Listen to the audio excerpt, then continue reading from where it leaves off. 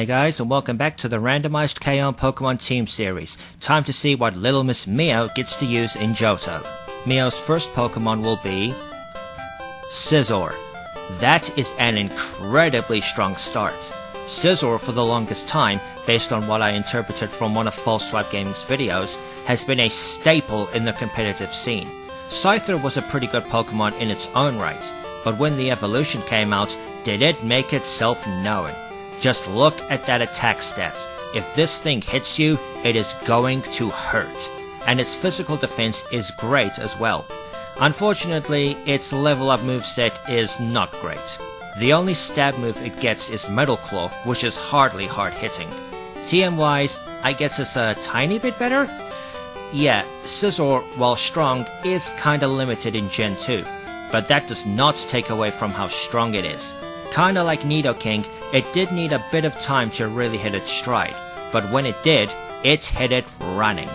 Meow's second Pokemon will be Octillery. Okay, I don't know too much about this one, but looking at the info about it, it doesn't seem half bad. It looks to have pretty good stats, great attack and special attack, and fairly decent bulk. Its level up moveset is actually pretty impressive for a pure water type. Normal, water, ice, and psychic. That is good coverage as far as I'm concerned. Unfortunately, its TM list doesn't quite follow that trend. Sure, Mud Slap can help with electric types, but it's so weak, does it even matter? Still, this is a pretty strong water type to have on a team. I'm not entirely sure what Meow would think of an Octillery, but it's not scary looking. Maybe she'd think it was cute. Who can tell?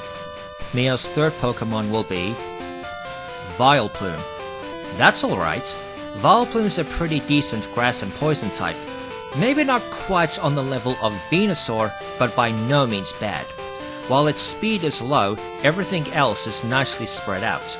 Its level up moves will mostly be from its pre-evolutions, Petal Dance being its strongest move. Its TM list is a tiny bit expanded in Gen 2, probably the biggest additions being Sunny Day to combo with Solar Beam, Giga Drain, and Sludge Bomb. That last move I imagine being much appreciated. So overall, Val Plume is definitely a useful member for a team. Whether you'd want to use it as an attacker or a support Pokemon would be up to you, though I believe most people would suggest using grass types as the latter. Meow's fourth Pokemon will be Entei. Fancy that, Meow gets a legendary a second time.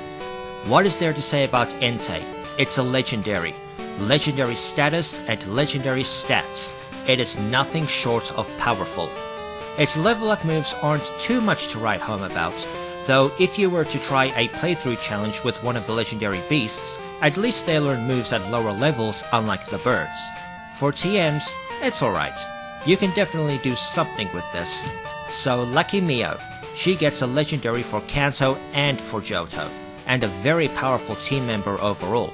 Now the big question is, would she feel brave enough to ride it?